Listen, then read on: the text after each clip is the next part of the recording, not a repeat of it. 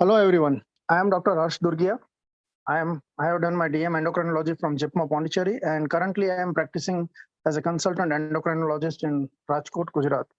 So today I will be discussing about one case of a type 2 diabetic patient in whom we got a genital mycotic infection, and we will discuss about how we can avoid such type of complications while treating with few of the molecules that we use in management of type 2 diabetes. So it's a case of a poorly controlled diabetes woman with genital tract infection.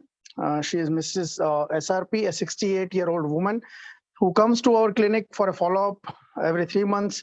And this time she has come, like we have initiated empagliflozin 10 milligram per day for her type 2 diabetes before 3 months, and now she has come to our clinic for a follow-up. Her glucose levels have improved, but she complains of vaginal pruritus and is worried about that she has fungal infection. Now, she was diagnosed to a vulvovaginal candidiasis, and she was prescribed single dose of fluconazole, 150 milligram OD. It was a state dose, it was a single dose. After reviewing her laboratory test results, we noticed that since starting the empagliflozin, her HbA1c level has improved slightly from 8.9 to 8.2 percentage, but they are still above the targets that we want to achieve. And her eGFR was 69 ml per minute per body surface area.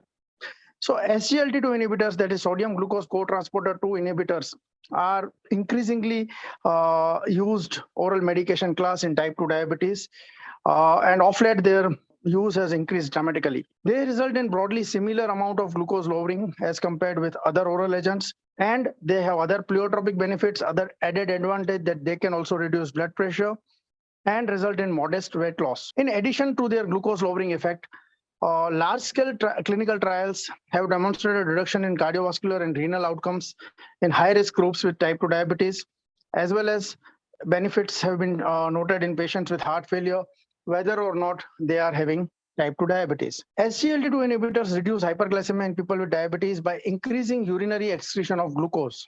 So this induced glycosuria increases the risk of genital infections, and both clinical trials as well as observational studies have demonstrated 3 to 6-fold increase in genital infections in people using SGLT2 inhibitors compared with controls.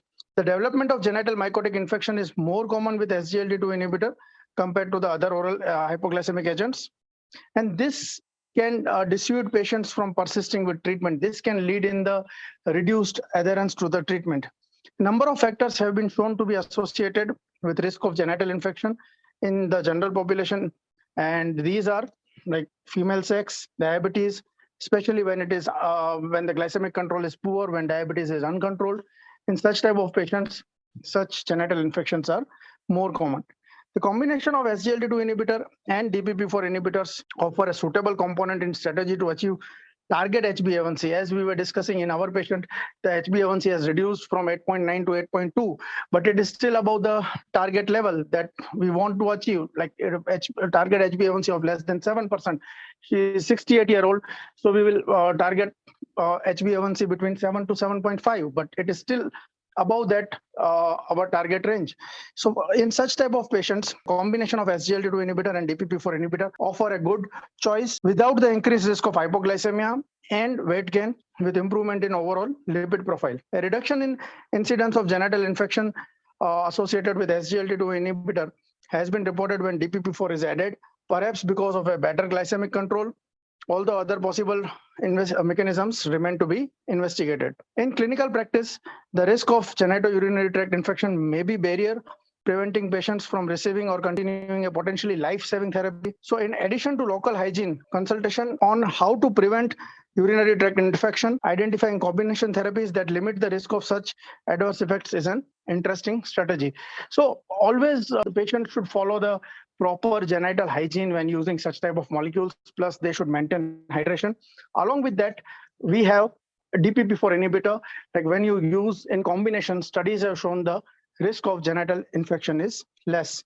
The mechanisms whereby DPP4 may moderate this risk deserve some comments. By far, the most straightforward explanation is that this combination reduces the glycemia and glycosuria more than SGLT2 inhibitor alone, thereby resulting in protection from genitourinary tract infection. DPP4 activity is present within some yeast, molds, and bacteria, and its inhibition may directly modify microorganismal function. These highly speculative and sophisticated hypotheses, though they need to be tested experimentally, this is just a hypothesis, mainly as the glycemic control improves, the risk of genital tract infection reduces, and other precautionary measures that need to be followed are good genital hygiene and maintenance of hydration. Thank you.